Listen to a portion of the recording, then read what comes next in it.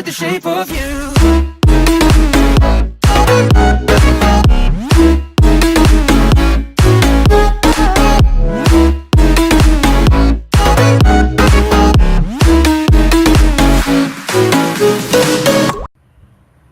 Assalamualaikum warahmatullahi wabarakatuh. Perkenalkan, nama saya Mas Elisa dari Prodi Komunikasi Penyiaran Islam 1.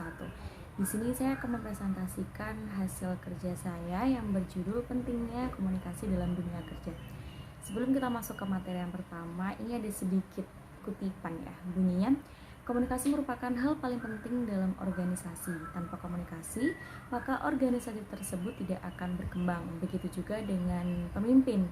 Haruslah memiliki komunikasi yang baik agar setiap pekerjaan yang dilakukan dapat berjalan dengan maksimal. Biasanya kan kalau di dalam organisasi itu pasti ada atasan dan bawahan. Jadi dua unsur ini harus memiliki komunikasi yang sejalan. Nggak bisa kalau salah satunya yang berkomunikasi, satunya enggak. Karena kalau misal dua unsur ini memiliki komunikasi yang baik, maka pekerjaan yang dilakukan akan berjalan dengan lancar. Setelah kita akan masuk ke materi yang berjudul Pentingnya Komunikasi dalam Dunia Kerja. Setelah kita masuk ke latar belakang. Komunikasi merupakan aktivitas dasar manusia yang tidak akan pernah lepas dari kehidupan sehari-hari, terutama dalam hal kehidupan yang digunakan untuk menyamakan persepsi antar manusia. Pentingnya komunikasi juga tidak dapat dipungkiri dalam organisasi. Dengan komunikasi organisasi dapat berjalan dengan baik, dan komunikasi kini dipandang sebagai media yang berperan dalam menunjang kesuksesan di berbagai bidang. Apa sih berkomunikasi di dunia kerja itu sangat penting? Komunikasi dalam dunia kerja itu sangat penting. Tanpa komunikasi tidak ada interaksi dan tidak ada pertukaran ide untuk menyamakan persepsi yang menjadi dasar komunikasi manusia. Semisal ada sekelompok orang jika melakukan sesuatu dengan tujuan yang sama, dan tujuan bersama itu harus diketahui oleh semua anggota dan dipahami oleh semua anggota yang terlibat. Tujuan itu harus dikomunikasikan. Ini juga termasuk penting untuk setiap karyawan dan masing-masing sama pentingnya dalam menjalankan pekerjaan secara efektif. Kita masuk ke rumusan masalah. Di sini ada 3 rumusan masalah. Yang pertama, apa saja manfaat dari berkomunikasi dalam dunia kerja? Yang kedua, bagaimana cara berkomunikasi yang efektif dalam dunia kerja? Serta yang terakhir yaitu apa saja faktor yang mempengaruhi keefektivitas komunikasi dalam dunia kerja. Manfaat berkomunikasi dalam dunia kerja. Di sini ada 4 manfaat. Yang pertama, komunikasi efektif mengurangi dampak konflik. Yang kedua, komunikasi efektif meningkatkan keterlibatan karyawan. Yang ketiga, komunikasi efektif menciptakan hubungan dengan pelanggan yang lebih baik. Serta yang terakhir, komunikasi efektif menghasilkan tim kerja yang lebih produktif dan bertalenta. Kita membahas manfaat dari berkomunikasi yang pertama. Komunikasi efektif mengurangi dampak konflik. Permasalahan biasanya memang bermula pada kesalahpahaman atau juga bisa berasal dari ketidakmampuan kita dalam menerima dan memahami cara orang lain dalam berkomunikasi. Selain itu, didorong oleh kegagalan kita dalam memahami kondisi emosional orang lain atau kebutuhan emosional anggota tim kerja. Tak banyak pula pesan kita tertolak atau tidak diterima dengan baik bukan karena sulit untuk dipahami, melainkan karena anggota tim kerja yang merasa diabaikan dan tidak terpenuhi kebutuhan emosionalnya.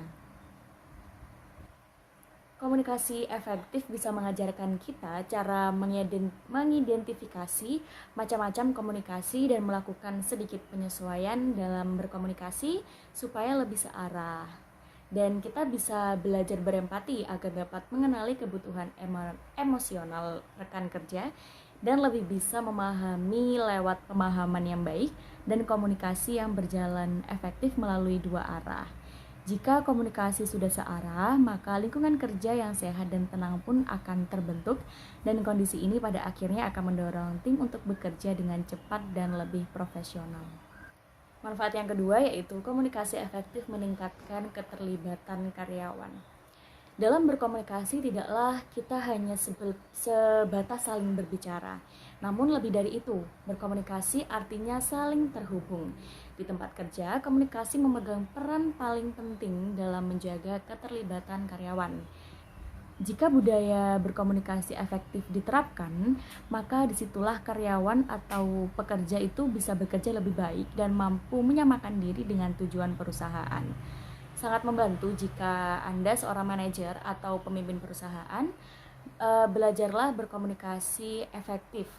Artinya, Anda dapat belajar bagaimana dalam memenuhi apa yang dibutuhkan karyawan dalam bekerja dan dalam memotivasinya. Di sisi lain, Anda juga dapat mengetahui bakat-bakat dan keahlian yang terasah dan bermanfaat bagi perusahaan. Manfaat yang ketiga yaitu komunikasi efektif menciptakan hubungan dengan pelanggan yang lebih baik. Jika tempat kerja Anda merupakan bisnis yang berhubungan langsung dengan pelanggan, maka akan menjadi masalah jika Anda tidak memiliki karyawan yang tidak dapat berkomunikasi secara efektif. Kemampuan berinteraksi yang baik dengan pelanggan akan menentukan kepuasan mereka. Melalui komunikasi yang efektif, karyawan akan merasa terhubung dengan pelanggan. Tidak ada yang lebih memuaskan daripada itu untuk pelanggan. Jika pelanggan merasa dipahami, maka akan lebih mudah bagi mereka untuk menerima banyak informasi dari Anda atau karyawan Anda. Dan manfaat yang terakhir yaitu komunikasi efektif menghasilkan tim kerja yang lebih produktif dan bertalenta. Tidak ada yang lebih dari sebuah tim daripada keterlibatan penuh masing-masing anggotanya. Rasa keterlibatan ini bisa dibangkitkan melalui komunikasi efektif antara manajer sebagai motivator dan anggota tim kerja. Ahli dalam berkomunikasi juga akan membantu manajer dalam memupuk produktivitas dan bakat para karyawan.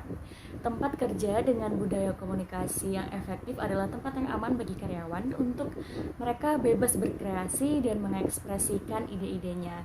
Karyawan akan lebih berani menerima panggilan proyek, janji temu juga akan muncul. Kita masuk ke rumusan masalah yang kedua, yaitu bagaimana sih cara berkomunikasi yang efektif dalam dunia kerja. Di sini ada dua cara berkomunikasi yang efektif. Yang pertama berkomunikasi secara primer dan yang kedua berkomunikasi secara sekunder. Tapi maksudnya seperti apa sih komunikasi secara primer dan sekunder itu? Di sini saya akan menjelaskannya. Baiklah, komunikasi secara primer ini dapat diartikan sebagai kegiatan seseorang dalam memberikan informasinya melalui opini, melalui pikiran masing-masing dan perasaan orang lain, baik secara abstrak maupun konkret. Sedangkan dalam berkomunikasi secara sekunder ini sama seperti primer, tapi di dalam sekunder ini mereka lebih menambahkan medianya seperti koran, majalah, radio, televisi dan sebagainya. Nah, kita masuk ke materi yang ketiga, yaitu apa saja sih faktor-faktor yang mempengaruhi keefektivitasan kita dalam dunia kerja. Di sini ada 4 faktor.